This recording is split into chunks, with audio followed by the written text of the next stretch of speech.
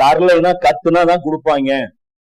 நம்மள நிம்மதியா பால் கொடுக்கலன்னா நாம இவங்க நிம்மதியா கெடுக்கணும். கால்னு கத்துனா தான் இந்த சத்தத்துக்கு இவங்க ரியாக்ட் பண்ணுவாங்க. அப்ப எவ்வளவு மைண்ட்ல அவங்க ப்ரோக்ராம் இருக்கு. சிரிக்குதா இல்லையா குழந்தை? கிட்ட போயிட்டு இப்படி இப்படின்னு பார்த்தா சிரிக்குதா இல்லையா? அழுவுதா இல்லையா? அப்ப எல்லாமே அதுக்கு டிஃபால்ட்டா வருது இல்லையா? அப்போ ஒரு சாஃப்ட்வேர் ப்ராசஸ் அல்லாஹ் மனித உடம்புல வச்சிருக்கான். அது எங்க வச்சிருக்கான்? உள்ளத்துல வச்சிருக்கான்.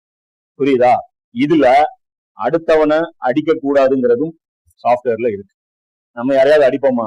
கடவுளை நம்பாதவர்கள் கூட யாராவது அடிப்பாங்களா? அடிக்க மாட்டாங்க. நம்மள யாராவது அடிக்கிறது நம்ம விடுவோமா? விட மாட்டோம். நம்ம கிட்ட இருக்கிற ஒரு பொருள் யாராவது எடுக்கிறது நம்ம விடுவோமா? விட மாட்டோம். நம்ம வீட்டுல இன்னொருத்த அநியாயமா வந்து உட்காந்தா நம்ம விடுவோமா? விட மாட்டோம். இதெல்லாம் தப்புன்னு நம்ம சொல்றோம் இல்ல. எதை வச்சு நம்ம இது தப்புன்னு சொல்றோம்? மோட்டார் வாகன சட்டப்படி இந்த செக்ஷன் படின்னு ஏதாவது இருக்கா? இல்ல. ஆனா எல்லாரும் ஒத்துக்கிட்ட செக்ஷன் இது.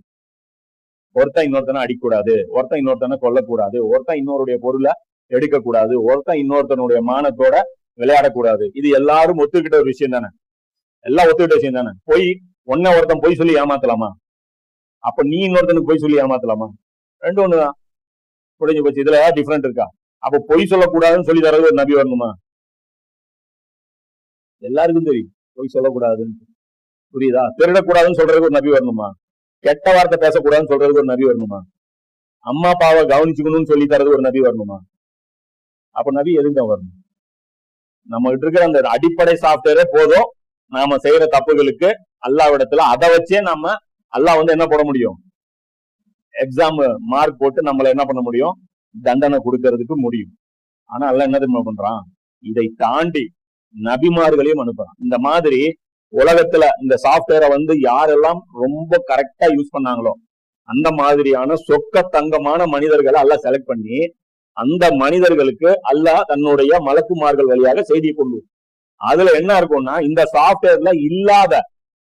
சாஃப்ட்வேர்ல இருக்கிற சில விஷயங்களும் நபி சொல்வார். பெற்றோரை பேணுங்க, பொய் சொல்லாதீங்க, திருடாதீங்க, இந்த 10 கட்டளைகள்ல கொலை செய்யாதீங்க, இது எல்லாமே தான் இருக்கும். விபச்சாரம் பண்ணாதீங்க, இது எல்லாமே தான் இருக்கும். புரியுதா? அப்ப இந்த சாஃப்ட்வேர்ல இருக்கிற விஷயத்தையும் நபிமார்கள் சொல்லுவாங்க. சாஃப்ட்வேர்ல இல்லாத சில புதுமையான ஐடியாஸும் நபிமார்கள் சொல்லுவாங்க. உதாரணத்துக்கு வியாபாரம் எப்படி பண்ணணும், இது சாஃப்ட்வேர்ல இருக்காது. இவன் என்ன மனுஷன் என்ன சொல்லுவான்? எனக்கு லாபம் வந்துச்சுன்னா எல்லாம் கரெக்டும்.